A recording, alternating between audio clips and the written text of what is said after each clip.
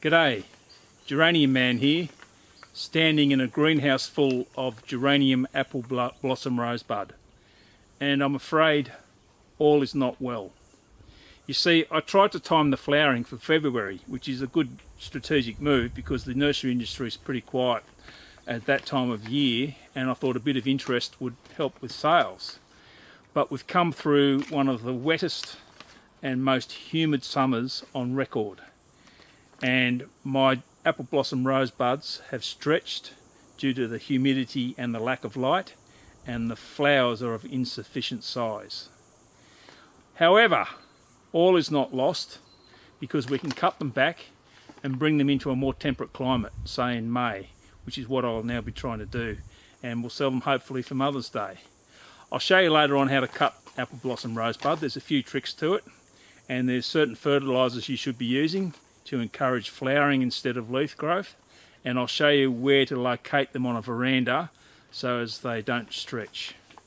You have to remember that this plant was Queen Victoria's favourite geranium, so it must be 150 years old, well before modern breeding techniques, well before modern virus indexing, which is a technique to remove pathogens from the plant. So you can do it, you can grow them, but you've got to be very careful in how you manage it. And it's well worth it because the flowers are absolutely exquisite. You'll never see something like that anywhere else on a geranium. They're amazing flowers, well worth the effort and struggle. You just have to time the climate. Don't grow them, try and flower them through summer. Not this time of year, not in the La Nina weather event anyway.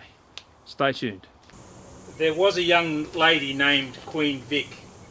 Well, geranium apple blossom rosebud was her favourite pick. Of all the Queen's flowers, she claimed this one had special powers because it made her blush red real quick. Here we are, a typical backyard in Sydney.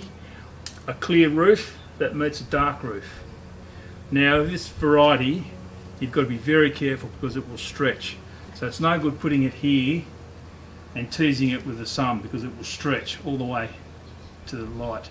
You must plant it halfway where it gets really good intense sunlight. That'll help to keep it compact, and it'll also help with the flower size. Pruning.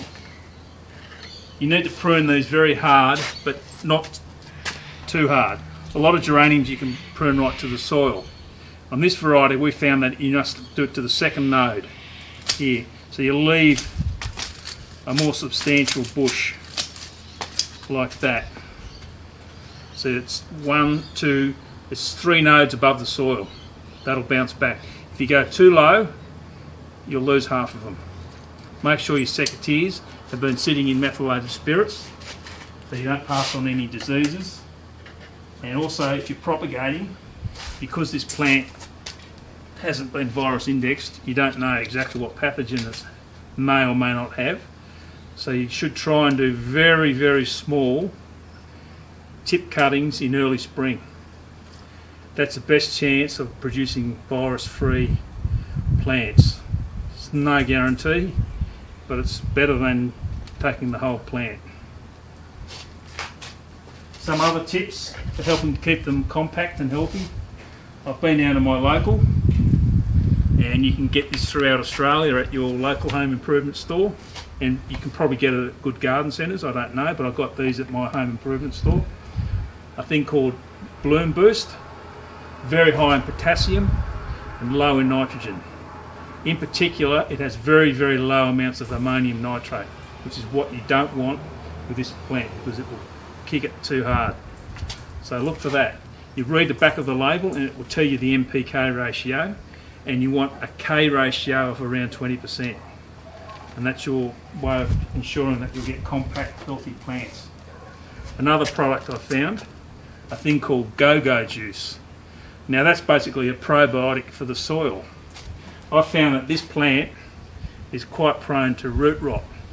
So this may well help you control root rot in this plant. It's only 40 ml in 10 litre watering can. It's non-toxic, So it's pretty safe to use, about $9.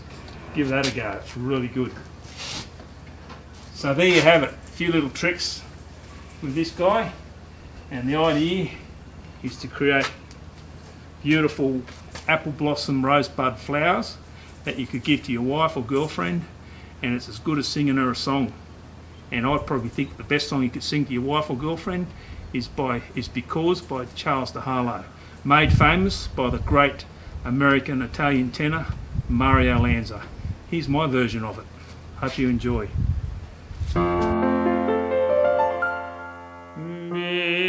Because you come to me with naught save love, and hold my hand and lift mine eyes above, a wider world of hope and joy I see.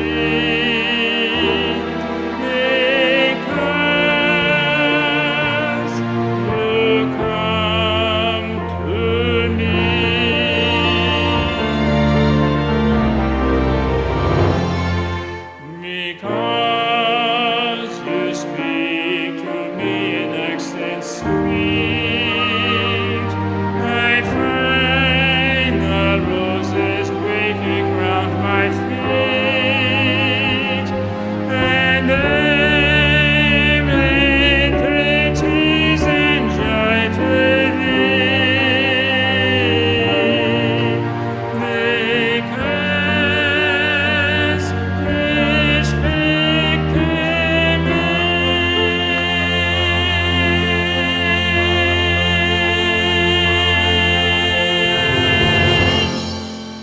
because God made thee mine, I'll cherish thee through light and darkness, through all time to be, and pray His love may make our love divine.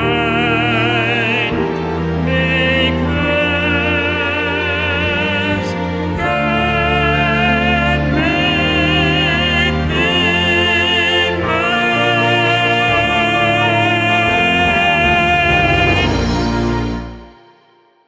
There was an old empress named Vicky who summoned Albert for a quickie. He said, "No thanks, dear. Will you come over here? This plant that you love, a bit tricky,